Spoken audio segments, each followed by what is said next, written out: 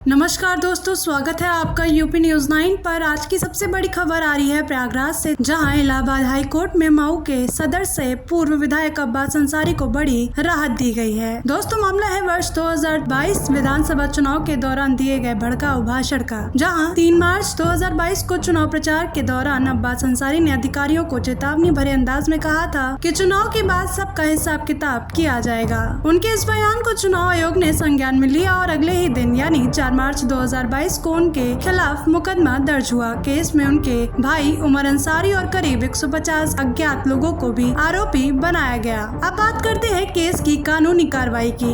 31 मई 2025 को मऊ की MPMLA special court ने इस मामले में अब्बास अंसारी को 2 साल की सजा और 3000 रुपए जुर्माना लगाया। कोर्ट ने उनके भाषण को हेट स्पीच मानते हुए कठोर टिप्पणी की और सजा सुनाई। इस फैसले के बाद नियम के मुताबिक 1 जून 2025 को उनकी विधायकी स्वतः समाप्त हो गई। अब्बास अंसारी ने इस फैसले को चुनौती देते हुए जिला जज मऊ की अदालत में अपील की, लेकिन 5 जुलाई 2025 को जिला जज ने भी निचली अदालत का आदेश बरकरार रखा और अपील खारिज कर दी। फिर अब्बास अंसारी ने इलाहाबाद हाई कोर्ट का दरवाजा खटखटाया और क्रिमिनल रिवीजन याचिका दाखिल की। हाई कोर्ट में इस याचिका पर सभी पक्षों की दलीलें सुनी गई और 30 जुलाई 2025 को बहस पूरी होने के बाद अदालत ने अपना फैसला सुरक्षित रख लिया और आज बड़ी राहत देते हुए जस्टिस समीर जैन की सिंगल बेंच ने निचली अदालतों के फैसले पर रोक लगा दी है। इसका सीधा मतलब है अब्बास अंसारी की 2 साल की सजा पर रोक लग गई है और उनकी विधायकी एक बार फिर बहाल हो जाएगी। हालांकि यह साफ कर दे कि मामला पूरी तरह खत्म नहीं हुआ है। राज्य सरकार इस मामले को सुप्रीम कोर्ट में चुनौती दे सकती है, लेकिन फिलहाल के लिए अब्बास अंसारी को इलाहाबाद हाई कोर्ट से बड़ी राहत मिल चुकी है और उनके समर्थक इसे जीत के तौर पर देख रहे हैं। रिजर्व किया था और आज किस तरह की राहत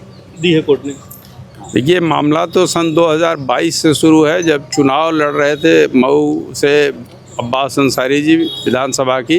तो चुनाव से पहले उन्होंने एक कोई विवादित भाषण दिया था, जिसको पुलिस का कहना है कि उस भाषण से उन्होंने एक धमकी दिया अधिकारियों को और उससे मनस्ता भी फैली। उसी के आधार पर वो चार्जशीटेड हुए। चार्जशीट में ट्रायल चला करके उनको 2 साल की सज़ा दे दिया CJM की कोर्ट ने।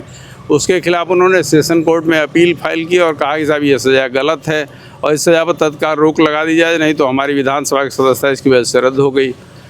तो सेशन कोर्ट ने उनकी अपील तो मंजूर कर लिया, लेकिन सज़ा पर रोक नहीं लगाई, जिसकी वजह से उनकी सदस्यता बहाल नहीं हुई। उसी के खिलाफ हम लोगों ने एक रिवीजन पिटीशन, जिसको पुनरीक्षण याचिका कहते हैं, दाखिल किया था।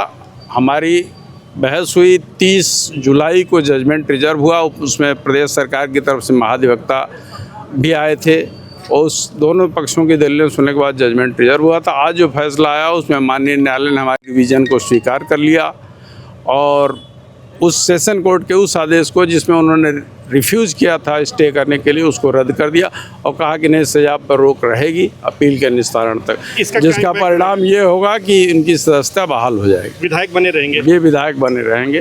क्या दलील दी गई थी आपकी ओर से?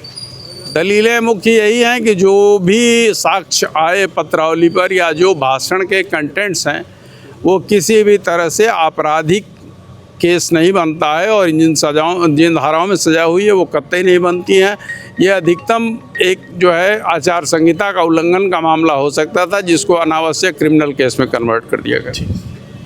तो दोस्तों, यह थी अब्बास अंसारी केस की पूरी कहानी। 2022 के भाषण से लेकर 2025 तक की कानूनी जंग और इलाहाबाद हाई कोर्ट से मिली ताज़ा राहत तक। इस खबर पे आपकी क्या राय है? क्या आपको लगता है कि इस तरह के मामलों पे नेताओं को सख्त सजा मिलनी चाहिए या फिर राजनीतिक बयानबाजी को इतना गंभीर नहीं मानना चाहिए?